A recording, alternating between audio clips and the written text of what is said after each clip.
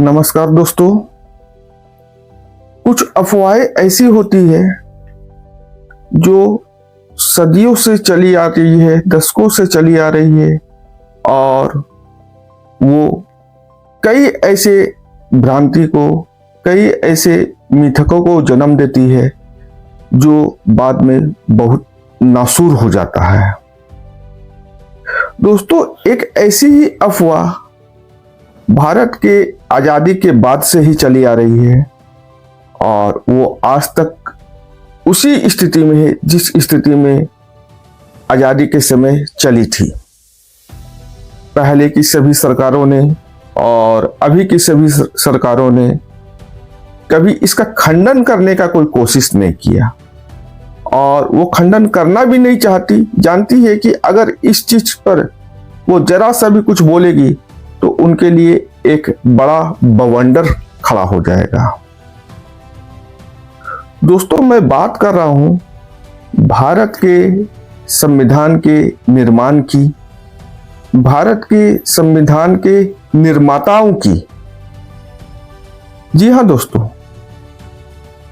भारत का जो संविधान का निर्माण हुआ है इसके बारे में एक तथ्य बहुत मशहूर है और वो भारत के संविधान के निर्माण के साथ ही चला आ रहा है कि भारत का संविधान का निर्माण, उसे लिखा, उसे बनाया एक व्यक्ति ने, डॉक्टर भीमराव अंबेडकर। बाला साहब भीमराव अंबेडकर के बारे में ये चर्चा 1950 के साथ ही आरंभ हो गई थी और आज तक चली आ रही है। भारत में एक वर्ग है जो उनको भगवान की तरह पूजा करता है। ये उनकी श्रद्धा का विषय है कि आप किसे पूजा करते हैं, नहीं करते हैं। कुछ लोग महात्मा गांधी को, कुछ पटेल को भी पूजा करते हैं, ये उनकी श्रद्धा का विषय है। लेकिन उनका एक मानना है कि भारत के दलितों के लिए, भारत के हरिजनों के लिए, भारत के आदिवासियों के लिए, भारत के अल्पसंख्यक वर्ग के लिए उस संविधान में उन्होंने ही सब कुछ लिखा है। उनके द्वारा संविधान के में जो लिखा गया है इससे इनके अधिकारों की रक्षा हो रही है और इसके लिए ये बहुत बहुत धन्यवाद डॉक्टर बी.आर. अंबेडकर जी को देते हैं। ठीक है, लेकिन वास्तव में उनका क्या योगदान रहा अनुसूचित जाति, जनजाति, अल्पसंख्यक, आदिवासियों के लिए इस संविधान में, इस बात का कहीं कोई चर्चा नहीं करता है।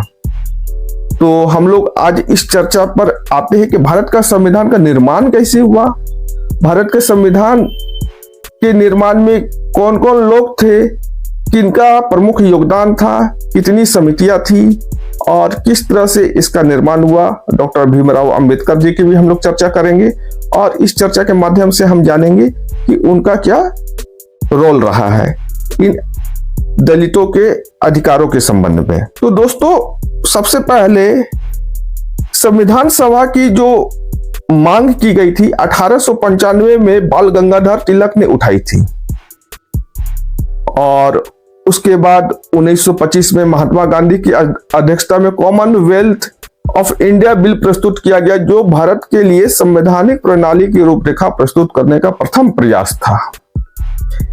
एक अधिवेशन हुआ था जिसकी अध्यक्षता महात्मा गांधी कर रहे थे।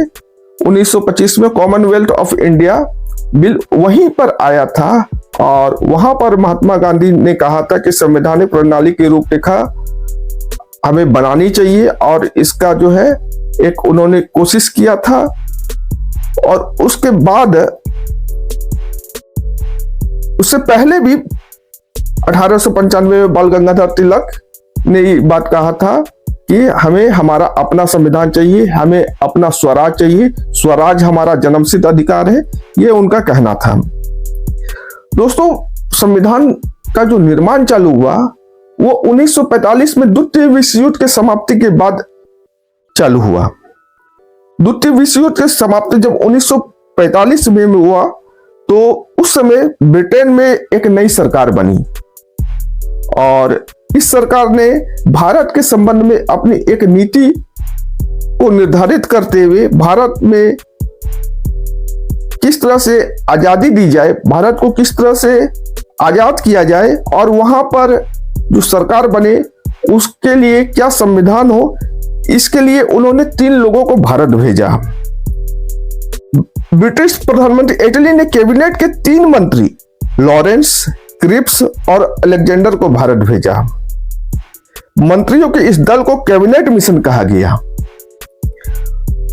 और 15 अगस्त 1947 को भारत के आजाद हो जाने के बाद संविधान सभा पूर्णतः संपन्न हो गई। इस सभा ने अपना कार्य 1 दिसंबर 1946 से प्रारंभ किया। जो मंत्रियों का जो दल आया था, लॉरेंस, क्रिप्स और अलेक्जेंडर, ये 3 मंत्री कैबिनेट मिशन के तहत आए थे। 1946 1 दिसंबर 1946 इस सभा ने 1 दिसंबर 1946 से जो कार्य प्रारंभ किया, तो इसमें कुछ सदस्य निर्वाचित होकर आए थे।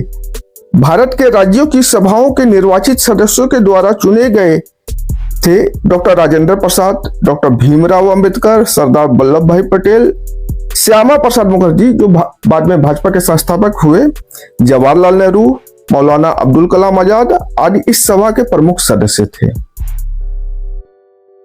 डॉक्टर अंबेडकर भी थे इस संवैधानिक सभा के सदस्य, लेकिन उसके बाद और भी सदस्य थे। अनुसूचित वर्ग से 30 से ज्यादा सदस्य इस सभा में शामिल थे। ध्यान दीजिएगा, अनुसूचित वर्ग के 30 से ज्यादा सदस्य इस सभा में शामिल थे। सच्चिदानंद सिन्हा जो बिहार से है, इस सभा के प्रथम सभापति बनाए गए, किंतु बाद में डॉक्टर राजेंद्र प्रसाद को सभापति निर्वाचित किया गया क्योंकि सच्चिदानंद सिन्हा का तबियत कुछ खराब रहता था। दोस्तों, जो संवैधानिक सभा बनी थी उसमें देश के कई राज्यों से सदस्य थे। मद्रास से कुछ प्रमुख नाम थे, रामनाथ गोयनका, नीलम संजीव रेड्डी। नीलम संजीव रेड्डी जी भारत के राष्ट्रपति भी रहे।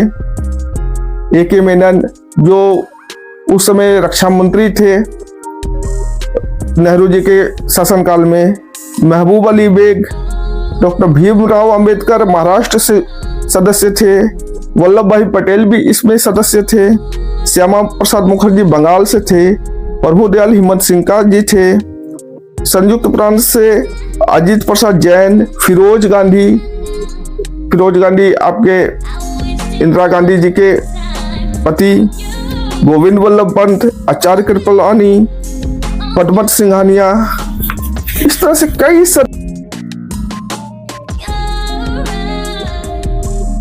बिहार से बनारसी प्रसाद झुंझुनवाला, अनुग्रह नारायण सिन्हा, बाबू जगजीवन राम, जयपाल सिंह मुंडा वही है जो ओलंपिक में भारत को पदक दिलाए थे। सच्चिदानंद सिन्हा जी, विद्वनानंद झा जो कि बिहार के मुख्यमंत्री भी रहे, राजकुमारी अमृता कौर मध्य प्रांत से थी जिन्होंने एम्स की स्थापना में अपना महत्वपूर्ण योगदान दिया। तो इस तरह से दोस्तों बहुत सारे सदस्य इसमें शामिल हुए और शेख मोहम्मद अब्दुल्ला जो फारूक अब्दुल्ला जी के पिताजी थे, वो भी इसमें शामिल थे। तो इस संवैधानिक सभा की जो समिति थी उसमें कुछ प्रमुख समिति थी जिसमें मूलभूत अधिकार, अल्पसंख्यक, आदिवासी, अपवर्जित क्षेत्रों की सलाहकार समिति थी। इसके अध्यक्ष थे वल्लभ भाई पटेल। जी हाँ दोस्तों, सरदार वल्लभ भाई पटेल मूलभूत अधिकार, अल्पसंख्यक, आदिवासी और अपवर्जित, जिन्हें हम अछूत कहते थे उस समय, उसके लिए जो कानून बनाना था, उसके लिए जो मसौदा तैयार करना था, उस समिति के अध्यक्ष थे सरदार वल्लभ भाई पटेल, न कि डॉक्टर भीमराव अंबेडकर। और मैं आपको दिखलाता हूं, अल्पसंख्यक कांची उप समिति के सदस्य थे हरेंद्र कुमार मुखर्जी और उत्तर पूर्व सीमांत आदिवासी क्षेत्र उप समिति के सभापति थे गोपीनाथ बोरदोलई।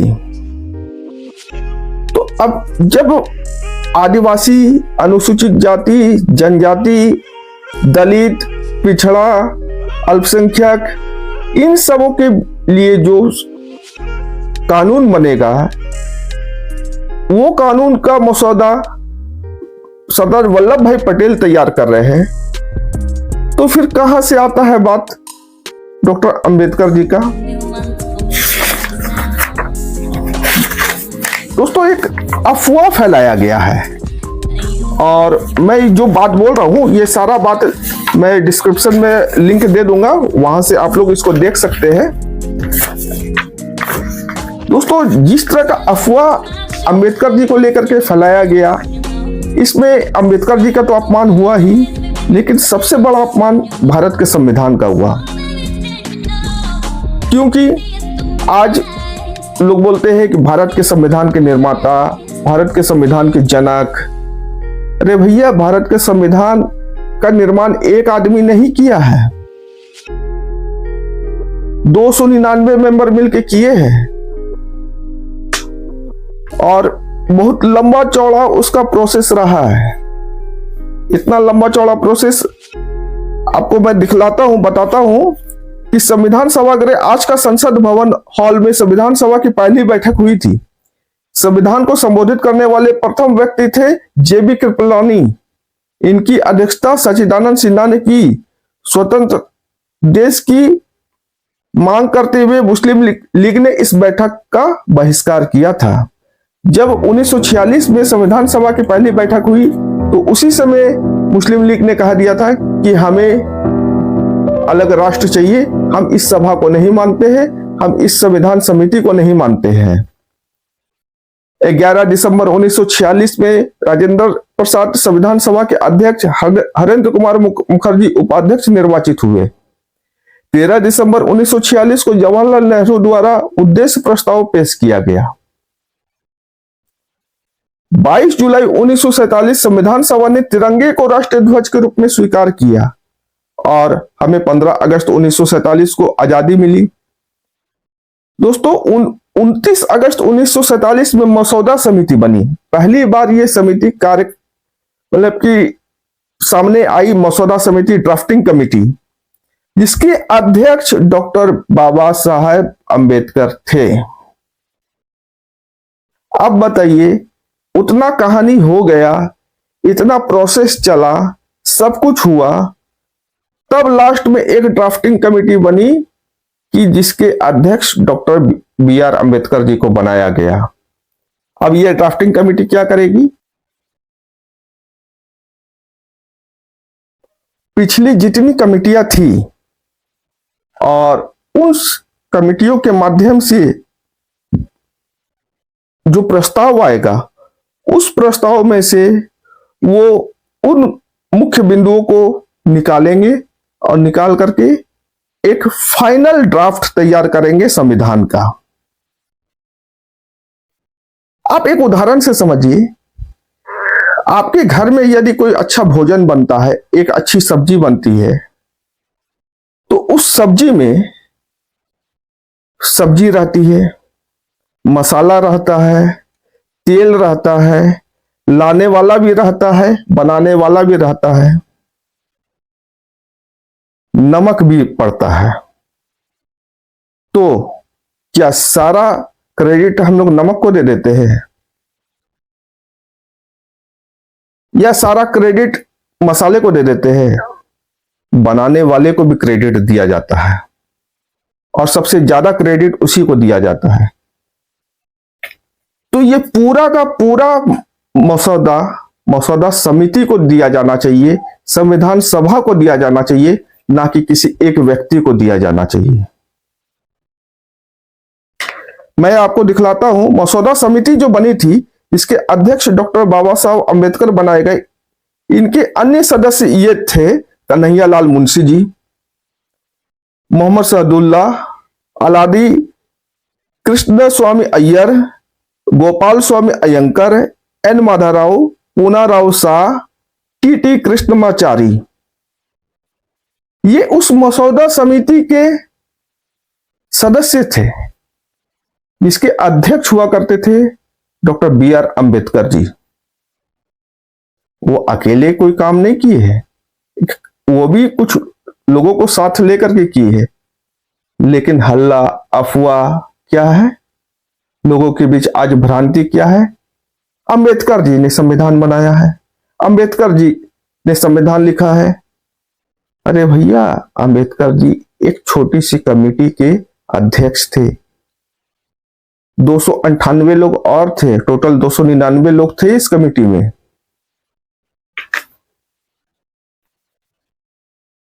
हरेंद्र कुमार मुखर्जी वीटी कृष्णमाचारी संविधान सभा के दूसरे उपाध्यक्ष निर्वाचित किए गए थे 16 जुलाई 1948 में। 26 नवंबर 1949 में संविधान सभा ने भारतीय संविधान को स्वीकार किया, इसके कुछ धाराओं को लागू भी किया। 24 जनवरी 1950 संविधान सभा की बैठक हुई, जिसमें संविधान पर सभी ने अपने हस्ताक्षर करके उसे मान्यता दे दी। 24 जनवरी को सब लोग उस संविधान की प्रति पर अपना हस्ताक्षर किए और 26 जनवरी 1950 में यह संविधान लागू हो गया। तो दोस्तों, जो हम लोग बात बोलते हैं कि संविधान इस तरह से है, संविधान उस तरीके से है, तो इसमें जो है सबसे बड़ी बात क्या है ना, कि संविधान धर्मनिरपेक्ष नहीं है, संविधान पंथ निरपेक्ष भी नहीं है। संविधान सबको लेके चलने वाला है और इस संविधान में कहीं पर भी किसी विशेष धर्म का कोई चर्चा नहीं किया गया है। लेकिन भारत के संविधान की प्रत्येक पन्ने पर भारत का इतिहास अंकित है। भगवान कृष्ण भी अंकित है, महावीर भी अंकित है, राम भी अंकित है, जैन भी अंकित है, सबका चर्चा किया गया है। गुरु गोविंद सिंह से लेके नानक तक का चर्चा किया गया है, सबका फोटो लगा हुआ है। आप अपने चैनल पर देख सकते हैं और ये ओरिजिनल पिक्चर है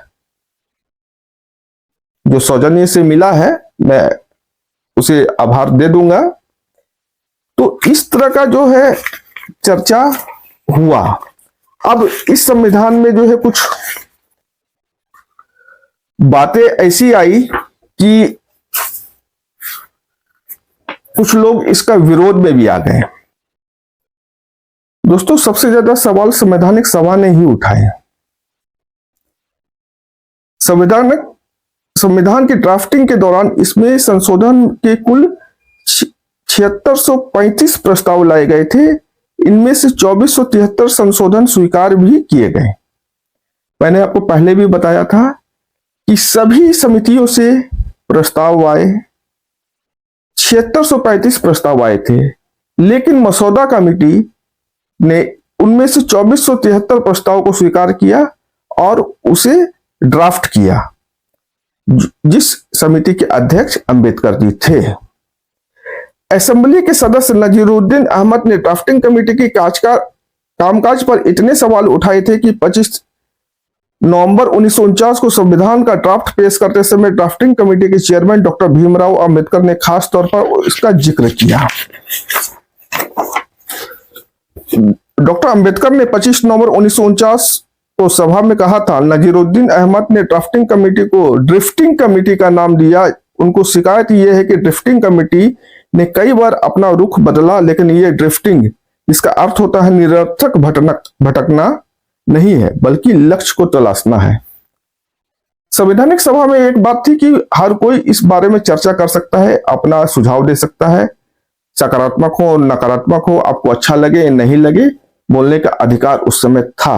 और अंबेडकर जी के सामने नजीरुद्दीन जी ने यह बात रखा था। लेकिन आज के समय में आप अंबेडकर जी के खिलाफ बोल दीजिए, देखिए कैसा बवाल होता है। इसी सभा के सदस्य के हनुमंतिया ने 17 नवंबर 1949 को कहा था कि वो संविधान की ड्राफ्टिंग कमेटी के काम की तारीफ नहीं कर सकते हैं। वो सीधे बोले कि आपका काम अच्छा नहीं है, क्योंकि स्वतंत्रता संग्राम के दौरान उन्होंने जो भावना संविधान को लेकर के थी वो इसमें नहीं दिखती है, क्योंकि डॉक्टर बी.आर. अम्बेडकर स्वतंत्रता सेनानी नहीं थे, वो एक वकील थे और वो अंग्रेजों का केस लड़ा करते थे। इस बारे में मैं फिर बाद में एक वीडियो बनाऊंगा। उनका कहना था कि लोकतंत्र की असली ताकत सत्ता के विकेंद्रीकरण में है, यानी पंचायत स्तर पर ज्यादा ताकत दी जानी चाहिए, लेकिन ये संविधान ज्यादा ताकत दिल्ली को देता है,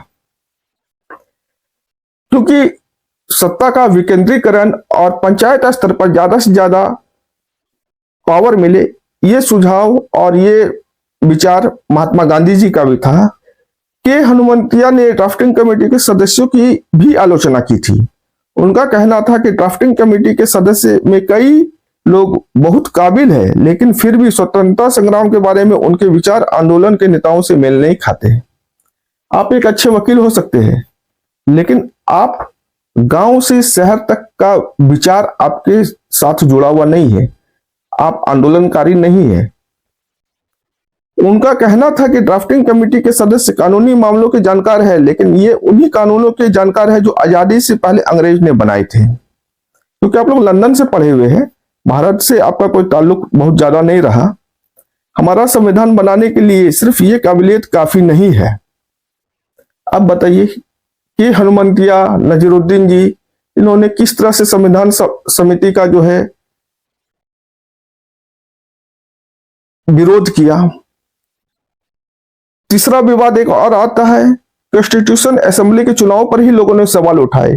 ये जनता की चुनी हुई सभा नहीं थी, जो एक संवैधानिक सभा था, इस पर भी सवाल उठा। संविधान बनाने के लिए संवैधानिक सभा के गठन की प्रक्रिया लॉर्ड माउंटबेटन के समय में शुरू हुई थी। इसका चुनाव 1946 में हुआ था। इस प्रक्रिया में भारत की जनता की भागीदारी नहीं थी। उस समय कॉन्स्टिट्यूशन असेंबली में 389 सीटें तय की गई थी। इनमें से 292 राज्यों के प्रतिनिधि थे, 93 प्रतिनिधि रियासतों के थे, 4 सदस्य दिल्ली, अजमेर, मेरवाड़ा, कुर्ग और ब्रिटिश बलूचिस्तान के चीफ कमिश्नर की ओर से थे। इनका चुनाव राज्यों के प्रोविंशियल असेंबली के सदस्यों को करना था। राज्यों की प्रोविंशियल असेंबली के सदस्य भी जनता के चुने हुए प्रतिनिधि नहीं थे, बल्कि इन्हें भी सरकार ने नियुक्त किया था। तो दोस्तों, ऐसी स्थिति से गुजरकर हमारा ये संविधान बना। नो डाउट बहुत महान संविधान है। भारत का पूरा आज लोगों का विश्वास है इस संविधान पर, और ये विश्व का सबसे बड़ा लिखित संविधान है और हम लोग बहुत सम्मान करते हैं। लेकिन कोई कमेटी अगर बनती है तो उसमें विरोध भी होता है, अच्छे लोग भी होते हैं, और अच्छे लोग के द्वारा जब विरोध होता है तो एक अच्छा ड्राफ्ट तैयार होता है, एक अच्छा मसौदा छन के आता है। क्योंकि जितना ज्यादा महीन छननी से छनेगा उतना प्योर चीज हमें मिलेगा, और वर्तमान का संविधान यही प्योरिटी का लक्षण है। लेकिन बात फिर वही, इन सारी बातों को देख के समझ के क्या निकलता है आखिर? क्या अंबेडकर जी ने ये संविधान बनाया था? नहीं दोस्तों, अंबेडकर जी का बहुत छोटा सा रोल था। वो एक दलित घर से, गरीब घर से आते हैं, बहुत मुश्किल से पढ़े, अच्छी पढ़ाई की, इंग्लैंड जाके वकालत की पढ़ाई की, और वो एक विद्वान व्यक्ति थे। दलितों के बारे में सोचते थे, हरिजनों के बारे में सोचते थे, गरीबों के बारे में सोचते थे। नो डाउट उन्होंने इनके लिए काम भी किया, लेकिन इस झूठ से तो भारत के संविधान को निजात मिलना चाहिए। संविधान का अपमान हो रहा है इससे। तो आज इतना ही, हमें इजाजत दीजिए। और अगर आपको हमारा ये वीडियो अच्छा लगा तो कमेंट जरूर करें।